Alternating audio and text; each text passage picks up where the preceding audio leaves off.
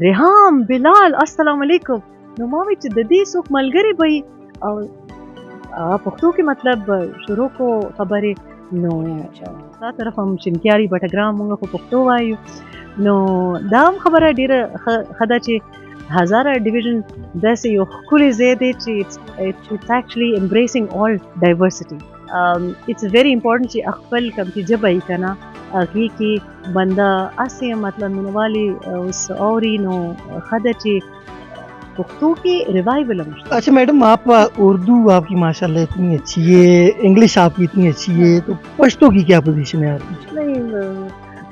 मुझे इतना ज़्यादा आपने प्रॉब्लम में कर दिया हिंदको बोल के, और हिंदको की ऑब्वियसली प्रैक्टिस नहीं है. So I was sitting in the car तो मैं 15 मिनट एक लैंग्वेज और 15 मिनट दूसरी लैंग्वेज. तो मेरे हस्बैंड मुझसे पूछते हैं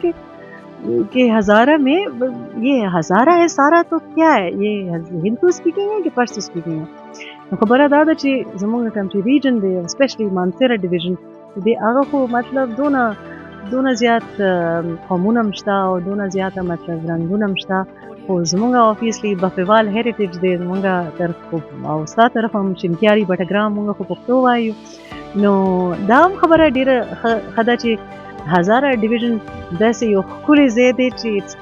it's actually embracing all diversity. نو پښتو لږ اسانه ده معنا هندکو لږ زما یو ګډوډ شي پښتو سره لږ ګډوډ شي بټ اوبویسلی اټس ویری امپورټنټ چې خپل کوم چې ژبه یې که نه هغې کې بنده هسې مطلب مینوالي اوس اوري نو ښه ده چې پښتو کې ریوائول هم شته. پښتو مونږ خپل بچو باندې هم زده کوو خو هندکو او پنجابي کې داسې ماته داسې ښکاري چې خلک لږ شرمېږي چې پښتو کې خبرې مه کوئ خو پښتو خو د مطلب د جنت ژبه ده نو موږ خو ډېره پراید سره بیا پښتو کې خبرې کوو. او زما اوس هزبنډ دی نو موږ یو فني انسیډنټ دی چې واده وشو نو موږ سیاکل کې داسې کافي شاپ باندې بهر ما وی چې دننه به نه ځم ځکه چې پاکستانیانو داسې خلک به مطلب کیدای شي لکه ریکګنیشن ما ته وایي دلته هېڅوک نشته دلته بس 15 فیملیز داسې به وي نو لرې نه یو سړی راغی او وایي چې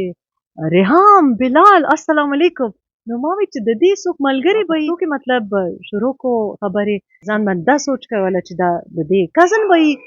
نو کارډ وارډ نمبر ورکو ماته او ماته وایي چې تاسو بس سیټرډې باندې کور ته راځئ ډوډۍ باندې راځئ او زه اوس لږ تادي کوم نو لاړو نو بیا ماته زما هسبنډ تپوس کوي چې دا څوک و ته ماته وایي چې دا څوک و نو داسې مینه ده که نه د پښتو ژبه او اوبویسلی موږ خو پښتو کې وایو چې دا پښتو ده چې خپلوانو کې مطلب تپوس کوئ چې تاسو څنګه یې او د خپلو په شانتې مطلب